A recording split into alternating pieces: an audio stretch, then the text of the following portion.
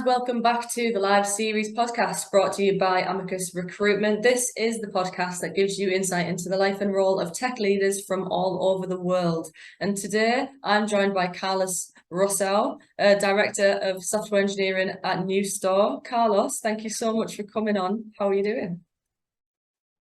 Hello, I'm doing well, so thank you for inviting me. I'm doing well today. No, that's fine. I've been really excited to have you on. I know when we spoke before, you had some really interesting points to make, and one of the consultants that passed you on to me as well had a lot of things, lovely things to say about you. So I've been really excited to chat with you about it. One thing that I am curious to know as well, though, because I hadn't really heard of Newstore too much before I spoke to you. So for those as well who are like me, who didn't really know too much about Newstore, do you want to maybe just kick us off with describing what they do, and then maybe go into kind of your role there as well? Okay, I can quickly explain that. So Newstore is a company that was founded in Germany, even though today the big investment and some part of the company is also in the US, in Boston. The foundation was in Germany. So Newstore, in simplified terms, what it does is it allows retailers to run their stores just by using an iPhone. So imagine if you go to a store that is using our product, you would not find, or you don't need to find those old school cash registers or anything like that. The people that work in the store will just be using their iPhone, and they could accept payments through the now new tap to pay, and they could just go close to one person that is in the store and show them their catalog, help them find the best products. And since Newstore is an omni-channel, so we call ourselves omni-channel as a service. Imagine if you're in the store and you want to buy a t-shirt, and that t-shirt is not available there, but it's available in a different store. That can be done automatically by our system and by the person working in the store. So basically it allows to sell anywhere without any kind of issue. So in the end, this is all in all, this is what Newstore tries to do. Running the store just using an iPhone. It sounds really interesting, to be honest. It sounds like it does sound like a perfectly practical thing to have in your life as well, doesn't it? I mean, even now, like with a lot of the kind of self-checkouts and stuff like that, it's such a hassle sometimes, isn't it? So I think the next step in streamlining the process is, it sounds like really, really good idea what Newstore are doing. So how did you kind of step into this role? I know this is where you are presently, so take us back to the beginning of your career and the path that you took to get to this point. Okay, so originally I have a degree in physics, so I'm not originally from IT. When I finished my degree in physics, I did a bit of research in that area, and I was doing that for some months, and then I noticed that I wasn't happy doing it. So I decided to look for a different career in my life. Since I had learned some programming languages during the degree in physics, because we had to do a lot of simulations to make sure that, let's say, and to be able to simulate some complex systems related with physics. I knew C and I knew C++. So what I tried to do was looking for a job in software engineering, because that's actually something that I like doing, and I had some friends that were already working in this area. And it was actually relatively easy to start working on in this area. And for 7 years, I did a pretty normal software engineering job. But as the years go by, I started having a bit more and more leadership roles. So first, I became tech lead. And then since around 2017, something around that, 16, 17, I started also assuming the role of engineering manager here and there for different teams. All over these years, I worked in different kind of companies, from very small startups where I was employee number 10 to big corporations like the largest telecommunication company in Portugal.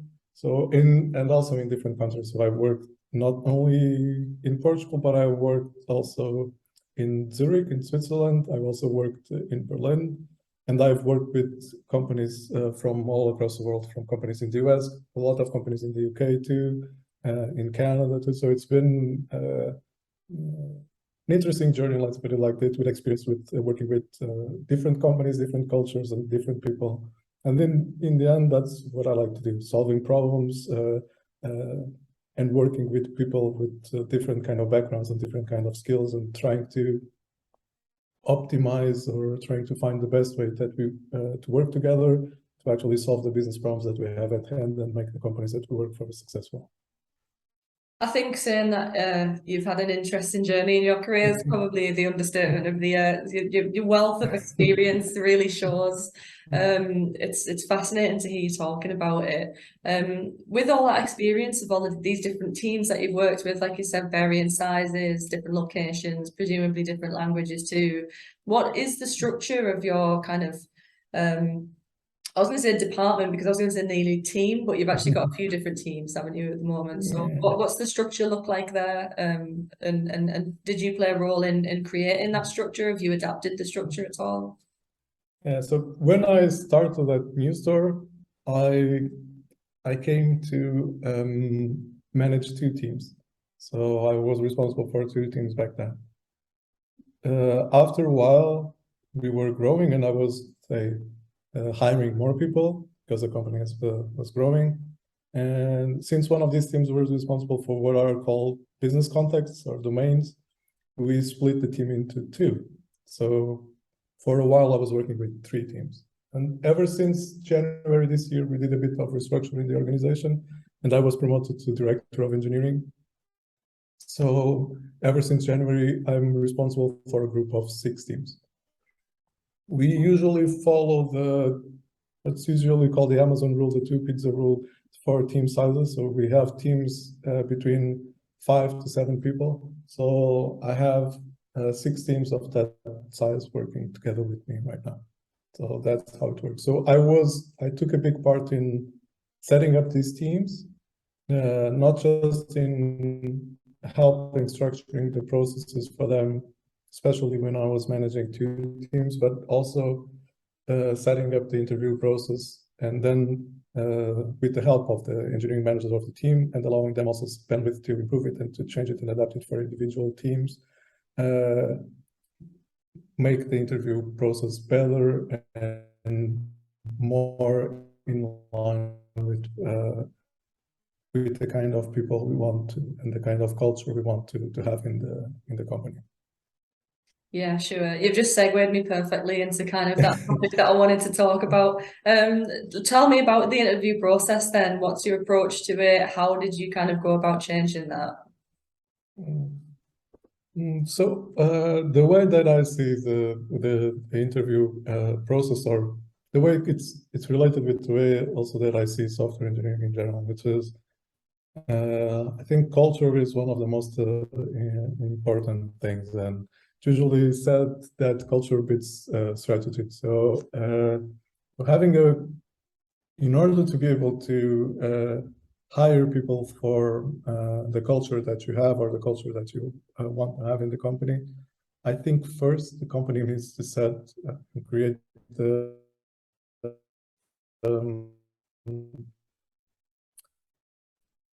are usually called company values, and from those values and using those values as a basis for the interview and for the culture that we want to bring. So imagine, one of the values that we have at Newstore is debate and commit. Other is let's call it continuous learning. So from these 2 values, we try to structure our interview process to allow to hire or to allow us to find and hire people with the mindset and with the personality that does well in this kind of culture. So one way to do this is to first have what is usually called a cultural fit interview that tries to measure is not a good word, but tries to look for these values in people. For example, if people like to learn, if people like to one way, there are a few things that, or few indicators that might be used to understand if people like to learn. For instance, if they, what kind of podcasts do they listen to? Do they do that? Do people like to contribute to open source software? Do people like to write blog posts? So usually those are good signs that tell you that people, oh, this person actually likes to learn. Because the way I see it, without learning, it's really hard to be successful in this area because this area is changing constantly. And we don't allow ourselves to learn and always stay focused and believe that we know everything that there is to be known, and don't want to learn anything new because it's only was going to make it worse for us. I think that's not going to work, and we're never going to be successful. So Yeah. this is. Sorry, go on. No, go on. No. So this is. So I was saying that culture. I was trying to describe what we can do in the cultural fit interview, and the other thing is also related with this and related with teamwork. And what I said was the debate and commit. One thing that relates to this is, as I was saying, teamwork. So if we wanted a culture where people actually debate and in the end commit to a decision and move forward with that decision. And from there, so this relates very much with teamwork. So we want teams that can work together, and not teams that have a bunch of rock stars that they don't want to work together. That's very unfortunately, that's relatively common, but it doesn't work and it doesn't scale. It works for a very little while, but then when people leave, you get left with a bunch of knowledge silos, and the person that left knew everything about a particular thing, and then the rest of the people in the team don't know, and then they spend a few months trying to solve for that problem, which is a real big problem. It's like a football team. If the team is just composed of superstars and they don't know how to play with each other, they're never going to win the Champions League. Yeah, there's a couple of football teams that come to mind when you say that, to be honest, especially in England's game. Excuse me. It's interesting there when you said about sort of digging a little bit deeper and asking what kind of podcasts people listen to and getting to know a little bit about that sort of character. I know you said because you want to know how enthusiastic people are towards learning and educating themselves and developing themselves. I think it was the last episode that I did with a really talented engineer called Hima Ramswamy. She spoke a lot about purposefully going out of your way to find out those characteristics about people, like what they watch, what they listen to, what they read, and using that as to make them more a part of the team and figuring out exactly the sort of dynamic between the team. And it's interesting that you should say something similar there. And that's a really good point. And as well, you kind of again segued me into the next sort of subject. I don't know whether you're doing it on purpose or not, or whether it's but let's talk about collaboration within a team. And you touched a little bit on kind of, like you said, if it's not quite gelling, how do you encourage that collaboration as a manager or as a director? So this how do I encourage the collaboration in the team? So one way to do that is not just across the culture that we have as an organization, but also leading by example. So if engineers see myself collaborating with others and not just being a jerk with everyone, they see that as an example and they try to collaborate with each other. But at the same time, we can help the team set some practices that actually encourage collaboration.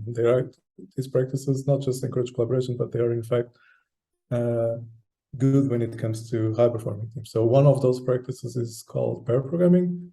So that means that people are working most of the time together in a pair and solving a problem together. And this not just encourages people and actually teaches people to work more together, because they're constantly needing to explain their thought process to other and actually to listen to the thought process of someone else. So this encourages this kind of teamwork and team spirit, but at the same time, it brings other advantages, like it reduces the chance of having knowledge silos in the team.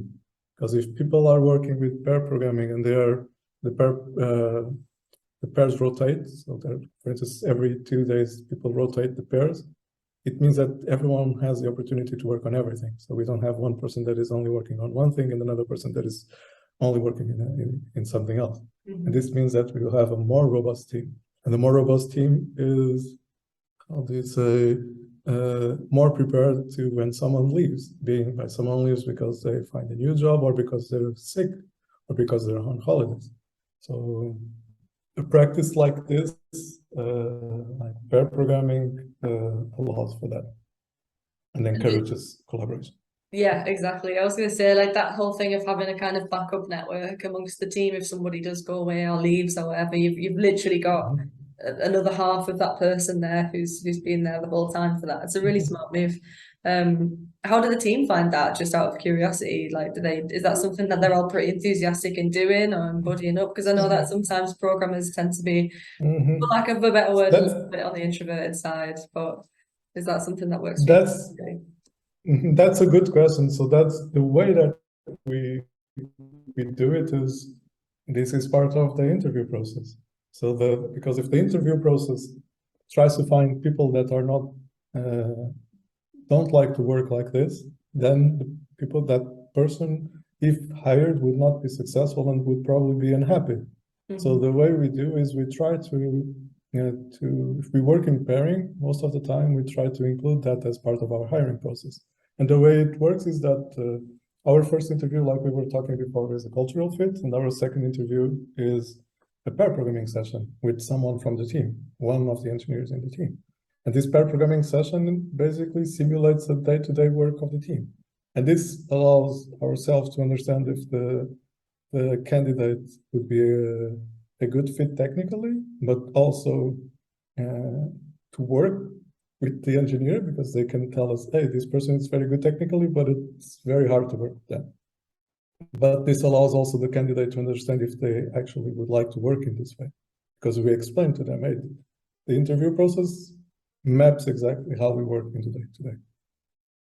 Yeah, I think that's such a good way of approaching it, because everybody benefits from that amount of transparency from early doors, don't they? It's really important, I think, especially like I'm in the marketing side of Amicus, but a lot of consultants kind of, find that companies just sometimes aren't as clear as they could be with interview processes, and it kind of just ends up wasting everybody's time a little bit because it's not what they thought. But I love that you're obviously so transparent at Newstar about your process and about hiring, and you're not trying to kind of pull the wool over anybody's eyes about what you're doing. You just say how it is. I love that. So once you've made the hires, once you've got the teams, and you've clearly got a very high functioning healthy team, how do you measure the performance of the team? How do you review people on your team?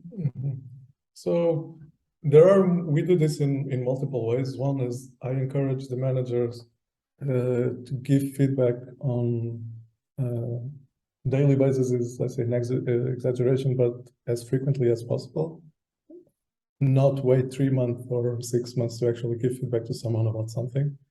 If the person has a feedback to give, they should give it as soon as possible, but also be, careful. It's usually say, praise in public and give a negative feedback in private. So that's usually a good rule of thumb. So, but I do this with people that work with the managers that report directly to me, and I give the expectation to them that they should do the same to their direct reports. In a way, but this doesn't, it's very good, and this allows for a continuous feedback culture, which is what we want, and for we try to live by what's usually called also radical candor, which is direct feedback, and not try to pretend that things didn't happen, but also always try to give feedback about things, because we know that this is not personal. We are all trying here to make the company or the culture of the team better. So, but I was saying that this continuous feedback doesn't replace a more formal performance review session that we can do, for instance, every 6 months or every year. This more formal review session or performance review session, we use what's usually called the 360 review, and this gets feedback not just from the manager to the engineer or to the other manager, but it also gets feedback from multiple people and from people with different roles. Like, for instance, if I'm doing a performance review to an engineering manager, I would ask feedback from one engineer that reports to the engineering manager. I would also ask feedback to the product manager that works directly with the engineering manager, and very likely also to the UX person that works together with them. And maybe if this person or if this team works closely in collaboration with another, I would also ask feedback from people from another team. And that's why it's called 360, which is tries to gather feedback from different sets of perspectives and mindsets. And the way that we do this is all the questions in this performance review are tied to our career ladder, because we have created a career ladder with different expectations for each level in our career ladder. So the questions in the performance review are actually tied to the career ladder, so that we have let's call it a unique source of truth that allows us to measure against. So that, imagine, I'm not being unfair compared to people in other teams. So we have the career ladder that allows us to use the same criteria everywhere. Yeah, I think I really like that you don't just have a kind of one approach fits all. You're getting a full perspective of it's a really customized feedback, and it's frequent, and I don't think anybody could ask any more, really, if from a team member's perspective anyway. I think that's pretty much the perfect sort of approach to getting feedback, isn't it? What do you do about I mean, if you have any at Newstar, since you're getting it pretty spot on over there, but how do you approach, or how do you kind of manage maybe team members that are underperforming during these reviews, or even after the reviews? How do you kind of go about that? That's a good question, and that's can be a difficult situation. So there are multiple cases like this. So there are cases where we start with the performance development plan that actually it's a detailed plan that tries to help the person improve their skills or their mindset in certain areas. And this is done together with their manager. Also, but at the same time, we give also other options. So imagine if this is a situation where the person did there was a negative review. We did a performance development plan that took, say, 6 months or 9 months, and the performance is still negative. We also have other options. One option is we can try moving the person to a different team, because maybe they will be happier or more performing in a different team. Or we can actually say to the person that, hey, this is not working, maybe you should try looking for a different job, because you're clearly unhappy here, we are not happy, so it's probably best for both sides to if you find a different job. But the first step, unless something is really, really wrong, the first step should always create a performance development plan that tries to focus on what are, say, the gaps in the person. Gaps is not a good word, but you understand what I mean. That tries to make the person improve in certain areas to bring her or him back to the level that we want the person to be. Yeah, it sounds like a very mature way of dealing with it. I think the fact that you don't want to just kind of skip to the horrible bit of trying to help them find another job or anything like that. You really want to hone in on what is it that's going wrong, analyze it, and then build on that as well, instead of just saying, because I think for a lot of, not necessarily in as harsh as I might phrase it, but a lot of places might just sort of think, well, this isn't going well, let's just get someone else in who can do it better. Whereas if you want to, it's a credit to you guys and to you as a manager and a director as well, and to Newstar, that you actually really want to hone in on this person and develop this person, and they're going to feel more valued as a result of that, I guess, as well, and feel less inclined to go somewhere else, or to just kind of worry about things instead. So that sounds like you guys are nailing it over there. So I've just got 2 more questions for you. And I usually do finish off with these questions. And this sort of penultimate one can have people stumped. So I'm hoping you've got some words. But basically, in 3 words, how do you think your team or teams would describe you as a leader? I think they would describe me as someone who actually cares about them. So not someone that's only here to tell them what to do, but actually cares about them as persons or as individuals. I think that's how they would describe me. Someone who cares. I love that. I love that. And you get that impression as well, speaking to you. Like you said, you really value, like you said, you want to know what podcasts to listen to, things aren't going well. You want to actually sit and develop things with them, and you're not just willing to kind of say, well, off you pop. I think that's really, I mean, if this last question almost feels redundant, because you've obviously given so much valuable insight in this episode. It's been a really, really fascinating episode. But my last question is, what advice would you have for tech professionals who want to be in your position someday? Good. So I think I would give a couple of advices. So first one is people should actually understand if being a manager and going in the career direction of a manager and so on, and CTOs, or let's say the career path that leads to CTO, let's put it like this, is something that they really, really want to do, and they're not just trying to go in this direction because the salary is better. Because if that's the reason, it will not work, because